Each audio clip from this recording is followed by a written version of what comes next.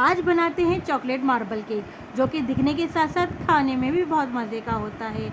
बहुत ही beautiful soft sponge marble cake ये सभी को बहुत पसंद आता है, स्पेशली बच्चों को तो बहुत ही ज़्यादा पसंद आएगा। आई होप ये रेसिपी आप सबको बहुत पसंद आएगी, इसे ज़रूर ट्राई करिएगा। बहुत ही सिंपल रेसिपी और बहुत ही कम इंग्रेडिएंट्स के साथ बहुत जल्दी बन जाने वाला केक है। तो चलिए रेसिपी स्टार्ट करने से पहले आप सब लोगों से मेरी रिक्वेस्ट है कि डेली के जाए को सब्सक्राइब करें, बेल के बटन को ज़रूर प्रेस कीजिएगा। रेसिपी अच्छी लगे तो प्लीज़ लाइक शेयर ज़रूर करिएगा। तो चलिए रेसिपी स्टार्ट करते हैं मार्बल केक। बिस्मिल्लाहिर्रहमानिर्रहीम। केक बेक करने के लिए सबसे पहले जो प्रिपरेशन की जाती है वो है मोल्ड, यानी आपने पहले मोल्ड को ग्रीस करना होगा, क्योंकि उसके बाद हमारे पास टाइम नहीं होता, इसलिए पहले से हम लोगों इसको ग्रीस करके रखेंगे। तो देखिए मैं अच्छी तरह ऑयल से सब तरफ ग्रीस कर लूँगी। अच्छा, जिन लोगों के पास बटर पेपर है तो वो लोग भी पहले इसको ग्रीस करेंगे, बाद में बटर पेपर लगाएंगे। अगर आप लोगों के पास बटर पेपर नहीं है तो आप लोग मेरी तरह इस रेसिपी को कर सकते हैं, जैसे मैं कर रही हूँ। उसको ग्रीस करने के बाद क्या करूँगी वो भी आप लोग आगे देखते रहिएगा। अच्छा, अगर आप लोगों के पास बटर पेपर नहीं तो आप कोई सा भी पेपर इसमें लगा सकते हैं, लेकिन ना मैं बटर पेपर लगा रही हूँ ना मैं कोई सा भी पेपर लगा रही हूँ। अब आप लोग आगे देखिएगा मैं क्या करूँगी। ग्रीस करने के बाद जैसे ही चारों तरफ अच्छी तरह हमने ग्रीस करना है। ग्रीस करना इसलिए ज़रूरी है कि ईजिली जब हमारा केक बेक हो जाए तो ईजिली बाहर आ सके। देखिए अब हमारा सब तरफ हमने इसको कर लिया है ग्रीस। अच्छी तरह ग्रीस करने के बाद अब बारी है मैदे डस्ट करने की। देखिए जिस तरह हमने ग्रीस अच्छी तरह किया है इसी तरह मैदा अच्छी तरह डस्ट कर देंगे सब तरफ। आप देखिएगा जब मेरा केक बेक हो जाएगा तो आप देखिएगा कितने इजीली रिमूव होकर वो बाहर आएगा। मुझे कोई मेहनत नहीं करनी पड़ी निकालने के लिए, ना कोई नाइफ़ की मदद से मुझे निकालना पड़ा, ना मुझे ठंडा करने के लिए रखना पड़ा। ईज़िली गरम गरम ही बाहर आ गया, वरना पहले अमूमन केक को ठंडा किया जाता है उसी मोल्ड में, जब वो ठंडा हो जाता है फिर निकाला जाता है नाइफ़ की मदद से। मगर आप देखिएगा मैं बिल्कुल एज इट इज़ इसको निकाल लूँगी। अच्छा देखिए मैदा सब तरफ डस्ट करने के बाद आप देखिए अच्छी तरह हमने सब तरफ मैदे से कवर कर लिया, जहाँ जहाँ जिस तरह हमने ग्रीस किया था। उसके बाद जो फालतू मैदा होगा तो उसको आप लोगों ने बाहर निकाल लेना है, फालतू मैदे को। ये तो हमारा फर्स्ट स्टेप हो गया। आते हैं नेक्स्ट स्टेप की तरफ। सेकेंड स्टेप की तरफ आ जाते हैं। ये है पतीले को पहले से प्रीहीट करना, यानी मैंने पतीले को प्रीहीट करने के लिए रख दिया है। जब मैंने स्टैंड रख दिया है पतीले के अंदर, लेकिन सीधा स्टैंड नहीं आ रहा था तो मैंने उल्टा करके स्टैंड को रख दिया है और अब मैंने कवर करके रख दिया और मैं इसको प्रीहीट कर रही हूँ। चूल्हा मैंने खोल दिया है। केक की प्रिपरेशन से पहले आपने दोनों स्टेप कर लेने हैं। चले अब आते हैं हम केक बनाने की तरफ।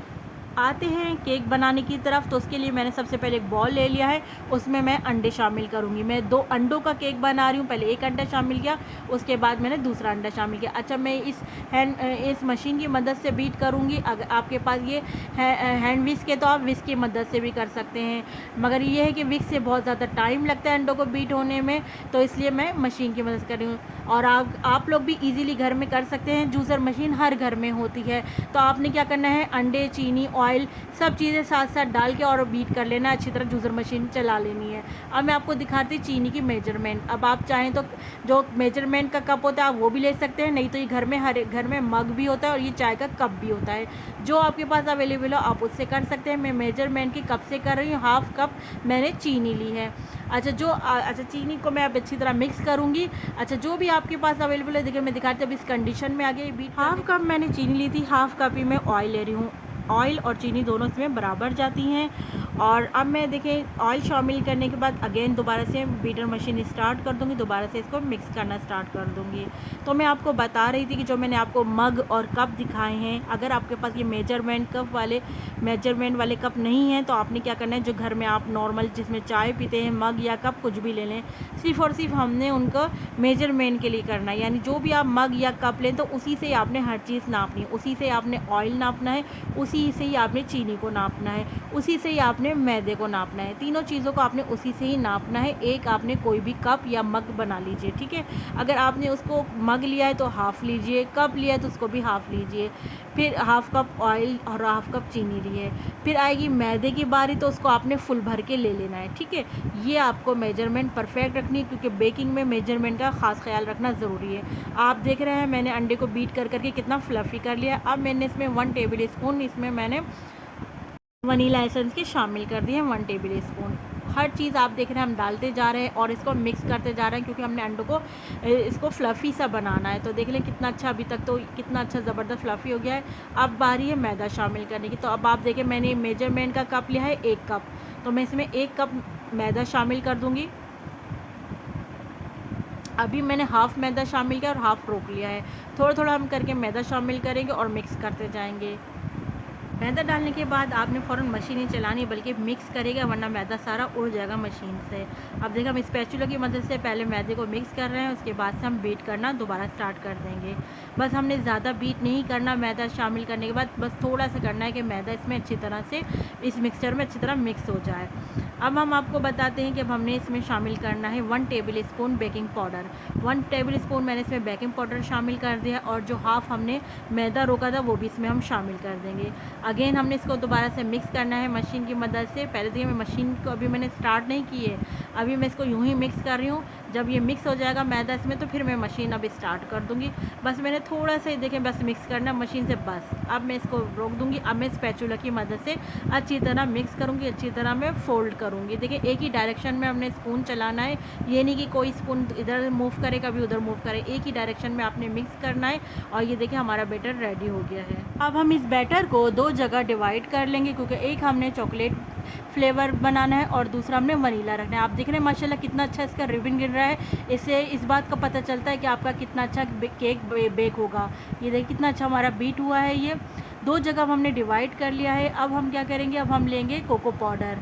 हमने 2 टेबल स्पून कोको पाउडर लिया है। आप देख रहे हैं हमने कोको पाउडर ले लिया है। 1 टेबल स्पून हमने कोको पाउडर लिया है और 2 टेबल स्पून इसको हम पानी में डिज़ोल्व कर लेंगे। अच्छा आपने इसको यहीं अलग से डिज़ोल्व कर लेना है कोको पाउडर को, क्योंकि फिर आप उसको उसमें करेंगे तो ज़रा मुश्किल से मिक्स होगा। तो आपने एक अलग में ही इस तरह डिज़ोल्व कर लेना है कोको पाउडर को। फिर उस एक बाउल में इस तरह हम शामिल कर देंगे। जो 2 जगह हमने डिवाइड किए हैं, एक में हम ये चॉकलेट कोको पाउडर शामिल कर देंगे और दूसरे को इसी तरह वनीला वाला रहने देंगे। अब जब ये चॉकलेट हम इसमें शामिल कर लेंगे तो इसको अच्छी तरह हम मिक्स करेंगे तमाम चॉकलेट को। और अच्छा अब हम इसकी कंसिस्टेंसी चेक कर लेंगे इस टाइम पे इसकी कंसिस्टेंसी कितनी आई है। ये देखिए इसमें हमने पानी डाल के कोको पाउडर को पेस्ट बनाया था, घोला था, तो देखिए थोड़ा हमें रनी लग रहा है।